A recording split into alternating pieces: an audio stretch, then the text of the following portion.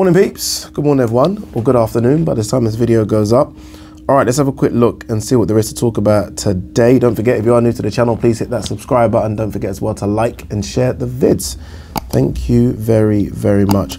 Alright, let's start with this one. I saw this story late last night, someone sent it to me and I actually thought it was a joke. I didn't take it seriously, and then I went onto Amir Khan's own Twitter page and it clearly wasn't a joke. Amir Khan was robbed at Gunpoint in East London, Leighton to be precise, which is only 2 minutes away from where I live. They took his watch, he was with his wife. Look, and thank God they're both okay. But yeah, that's crazy. And look, it's strange because Amir Khan was in Manchester on Saturday. And for someone to rob you at gunpoint, like, people are not just, well, they are sometimes. Like, you'd like to think that people aren't just rolling around, you know, with guns hoping to find someone. Do you know what I mean? It's more a case of he's been targeted. Like, he's been told they've been told that Amir Khan's going to be at a certain place and they robbed him. Do you know what I mean? So, geez, man, that's a scary thought. And a lot of these sports stars now are being targeted. Like, I think Ashley Cole a couple of weeks ago, like, someone went to his house at gunpoint with an axe and was threatening to chop off his fingers. And I think they got away with some money and some watches. Paul Pogba mentioned that he'd been robbed a few weeks ago. Remember last year, some Arsenal players were robbed as well, or at least they tried to rob them. I think one of the Arsenal players fought back. Man, you got to be careful. But look, it's good to hear that Amir Khan and his wife is okay. What do you do in that situation? Do you roll with security now? I mean, Amir Khan has to be careful. I remember when I interviewed him when he came in the ring for Conor Benn, and even I looked at his watch and it was ridiculous. I was like, geez, I mean, you wear those kind of watches. Look, and I'm not even, you should be able to wear whatever you want to wear. But sometimes, you know, there are certain people who live that life who look at that and think, geez, that's jackpot if we get that. So I guess you just got to be like more careful sort of where you go, and regardless of who you are going into an area that you might not know, and people will look at you and think, I'm taking that. And look, again, that's the wrong way to look at it, but I'm just saying that's how some people view things. So look, it's good to hear he's okay, and hopefully they'll find the people that have done it. Scary, again, scary because it's only, again, we're talking, I'm not joking guys, I live like on the road which separates Stratford and Leighton. That's how close it was to where I live. So, boy, got to be careful. Alexander Usyk will be studying Tyson Fury versus Dillian Whyte. Okay, clearly overlooking AJ then. But look, I think if I'm any heavyweight in the top 10, I'm watching that fight, because potentially you're looking at guys that you will fight down the line. Obviously, Alexander Usyk, we hope, will fight AJ in July. Still no announcement. You know, we were told, I think 3 weeks ago, by Eddie Hearn and Alexander Usyk's manager, that we'll have an announcement in 2 weeks. That date has passed. Still no date, still no venue.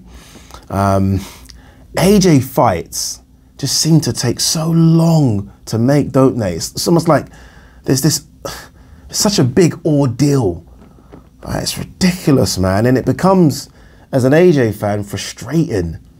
And I get it. AJ fights are big and, you know, they're difficult to negotiate. But I'm sorry, Canelo fights are big. Before that, Floyd fights were big. Pacquiao fights were big. Oscar's fights were big. Tyson's fights were big. Still happened. It still didn't feel like there was this, like, AJ fighting once a year. Like, Floyd at his peak had 2 fights a year. You knew what was coming. September, May, September, May. Similar with Pacquiao and Canelo. Well, Canelo's just taking a piss. Canelo fights every 3 or 4 months. AJ, it's just like, oh, it's a slog. And it's really frustrating. And it must be frustrating for AJ as well. It must be, because, you know, every time we see him, he's in the gym. He just wants to fight. But, I mean, you know what crazy it is? And look, the person I'm going to mention, he has fought a couple of easier opponents, but nonetheless, Tyson Fury came off the couch in 2018, like literally, what, 30 stone, came off the couch. He's had more fights than AJ since he came back to boxing. How crazy is that? And look, I get there's been a couple of easy ones in there, Sefer Seferi, Pianetta, Tom Schwartz, etc. But he's still been more active than Anthony Joshua. It's honestly, it's madness, and it really is frustrating. It really is. I mean, obviously, there are extenuating circumstances with this one because Usyk's been, had the situation in Ukraine. But even prior to that situation in Ukraine, we were told that AJ was going to have the rematch with Usyk in March. That wasn't going to happen. And here we are now, coming towards the end of April, and still nothing. No announcement. Honestly, I find it ridiculous. And that's why I mentioned Floyd and Canelo, because some people might say, yeah, but an AJ fight's so big, it takes long to negotiate. You're telling me those aren't big? Canelo fights aren't big? Floyd fights weren't big? Pacquiao fights weren't big? All of them big. All of them bigger than AJ fights. But we still saw them. They were active. I mean, I feel like, what scares me about AJ is I feel like the last 3 or 4 years, like, let's go to 2018 really. From then, that is where you are peak athletic AJ. So I almost feel like, look, don't get me wrong, he's a machine in terms of how he prepares for fights, but in terms of, your peak's your peak. Your peak's your peak, and I feel like AJ's peak years, we've seen less activity. And again, as an AJ fan, I find it frustrating, and AJ must find it frustrating, and I don't know who's to blame here. Is it 258 management? Is it Eddie Hearn? Is it AJ himself? I don't know, but it needs to be sorted, because this fighting every sort of 10 months or once a year is just nonsense. Again, I know Tyson Fury fought a few bums, but Tyson Fury has been more active than AJ. Think of that. That's crazy. That's crazy. In terms of a date and a venue, again, July, and the likely venue seems to be Saudi Arabia. And I say that because Eddie did an interview when I think it was Umar that was interviewing him, and he spoke about Saudi Arabia in that interview, and he didn't say, no, we're not going to Saudi Arabia, sorry. He said, we're going to look at all the options. And it's a case of what makes most money for everyone. So it's not just an AJ issue. I think some people have said that AJ's chasing the Saudi Arabia money. Usyk would want that. I mean, if you ask Usyk, who has no affiliation to London, there's 60, 70 or 100 million, whatever it is in the pot. You can get 20 million for fighting in London, in front of what will be better fans, or you can get 30 to fight in Saudi Arabia. Usyk's going to go Saudi Arabia as well. So it's not just an AJ stance. I think this is an Usyk stance as well. So I think it's more likely to go to Saudi Arabia. Once Saudi Arabia put their hat in the ring, it's difficult. It's going to be difficult for it to happen in the UK, which is disappointing. But I don't think this is just an AJ thing. I think this is the whole team. Everyone on both sides will realise that there's more pot of gold, and I guess you go to where the gold is, which, look, I understand how that's frustrating for UK fans, but yeah. You know what the UK desperately needs? Like, we've got really good venues. I think, I was at the AO Arena recently in Manchester, great venue. First Direct is really nice as well. O2, obviously great, Wembley, etc., etc. But they're just venues. Does that make sense? There needs to be more than that. Like, when you go to Las Vegas, obviously, with all the casinos, it's more than just turning up for a fight. You go there and you go out, you have some drinks, you gamble if that's what you want, and then you go for a fight. So it's a whole day out. Boxing with these venues, like Wembley, for example, it literally to get off the train, and that's it, that strip, and there's nothing. There's a couple of bars, but it's nothing. Boxing almost needs a venue whereby there's more to do than just the boxing. And I think then the venue could offer more as a site fee, because they know they're going to get more from the punters that go. Does that make any sense? Hopefully it does. Now, I know that Madison Square Garden are building a venue in Stratford. So it's an arena, but I'm guessing because it's linked with the Madison Square Garden brand, there might be a few casinos inside, a few bars. So then, if you are trying to compete, and this is Madison Square Garden in Stratford I'm talking about, if you are trying to compete with some of the venues around the world, you can offer a bigger site fee, because the punters are going to spend more money in the casinos, more money in the bars, more money in any other activities. But right now it doesn't have that. Again, like Wembley, it literally is just, it's nothing in it. It's a shit venue. Like, there's nothing surrounding it. It's pretty poor. And I think that's why it's not able to offer the same site fee, because they know all they're going to get really is ticket sales. I don't know.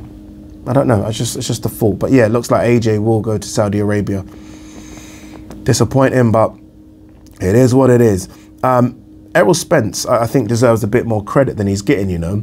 Like when I was just thinking about this the other day, like Errol's come off a 17-month layoff. Like that performance was after a 17-month layoff.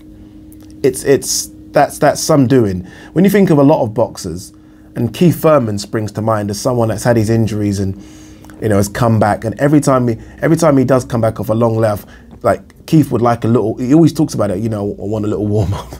You know, like the last fight he had after a long layoff was, you know, a little warm up. Errol's like, no, I want to go straight in. I want to go straight in. He did that after the car flipped against Danny. Like, I just want to go straight in. And everyone's thinking, oh, you know, Danny ain't no warm up. No, let me go straight in. And I feel like he deserves a bit more credit than he's getting. I mean, he's got some solid wins on that resume, solid wins. When you think of going to Sheffield to fight Kell Brook. And bear in mind, he had done some work in the lead up to Kell Brook, but nothing special. Like, he fought Vargas, Van Heerden, Algieri, Bundu, who was a good European level fighter. He's gone from that, so you wouldn't even say that was fringe world. He's gone from that to Kell Brook in Sheffield. Solid win. Danny Garcia, solid win. Lamont Peterson, yes, passed it, but solid win.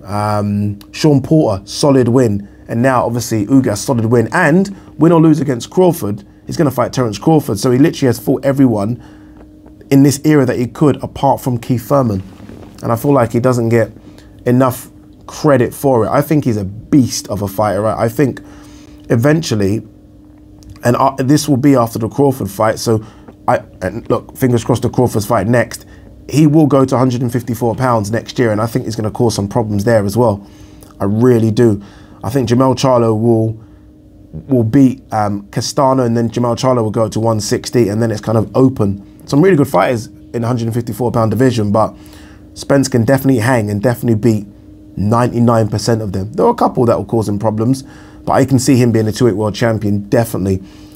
Maybe, and I'm looking maybe too far ahead here, but even him at 160 is a bit of a problem as well. It's a bit of a problem. What's this? I saw something about Eddie Hearn and Eddie Hearn here on Ben facing Avanesian or Stanionis, apologies. Good fighters, zero profile.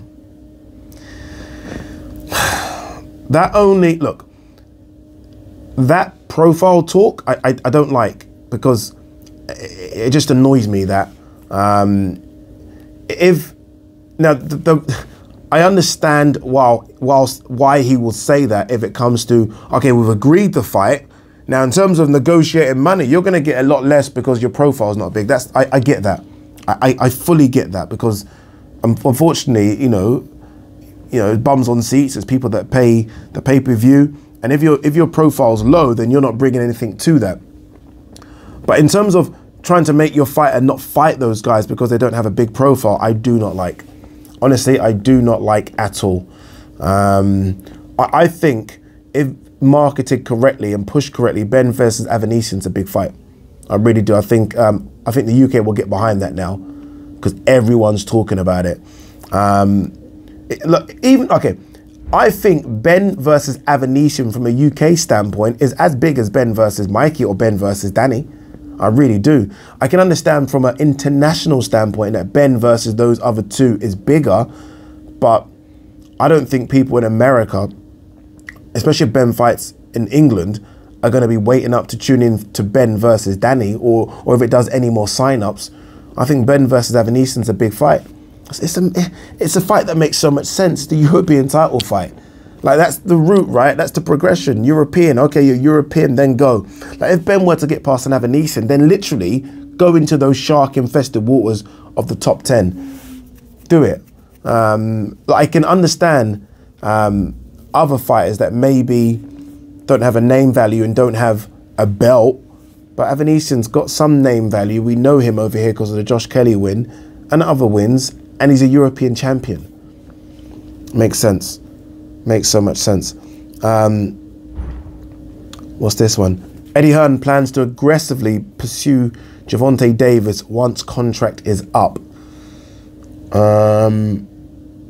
I doubt he's going to get Gervonta Davis, if I'm honest with you. Look, sounds good, and look, you never know. Like, sometimes it does come down to pounds and pence. But yeah, it would shock me. It would shock me. I think Al Heyman will make a play for him if he's already not with Al. I still don't understand the dynamics. Like, because he was with Floyd, is that Floyd then connected to Al Heyman? I don't understand, but I can't see it happening. I'd like it to happen because then potentially, you know, under that DAZN banner, you would have Ryan Garcia, you'd have Devin Haney, once he goes through his situation with Kambosos. So it would be nice, but can't see it happening. What's this one? Anything else? Let's have a quick look. Tyson Fury saying a lot of people are underestimating White, but not me. I don't actually think they are. I don't think they are at the moment. I think people are starting to understand what White brings to the table here. I think people are looking at this now, and I actually think when this fight was first announced, I think if you asked 100 people, 90 would favour Tyson Fury, and maybe correctly so. I think if you ask people now, I still think it will swing heavily in favour of Tyson Fury, but I think it's a lot closer. I think it's maybe a 70-30 or even a 65-35. People expect Fury to win, but people also expect Dillian Whyte to cause him problems, big problems. I think so. Anything else before we wrap? I think that is it. That was just a quick video to rant about Anthony Joshua, because it is becoming quite annoying now what's going on.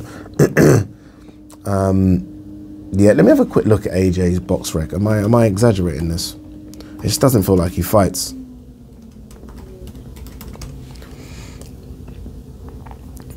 So since 2018, he's had 1, 2, 3, 4, 5, 6 fights. 6 fights in 4 years. Joseph Parker, Povetkin, Ruiz, Pulev, Usyk. Should he be a bit more active? 6 fights in 4 years. It's not enough, man. I don't care what anyone says. I just don't think that's enough. I know, like, again, Tyson Fury's had easier fights, way easier. I mean, how many has Tyson Fury had since he returned in those 4 years? So Tyson Fury in the 4 years has had 1, 2, 3, 4, 5, 6, 7, 8. 8 and 4. AJ's had 6 and 4. But AJ's fights has been a lot harder. Like, if AJ had Sefer Safiri and Pianetta and Tom Schwarzenegger, he'd probably be as busy as well. I don't know. I just expect him to be a lot more busy than AJ, but look, we'll see. Fingers crossed this Usyk fight gets announced, and then we'll move on from that. Peace and love.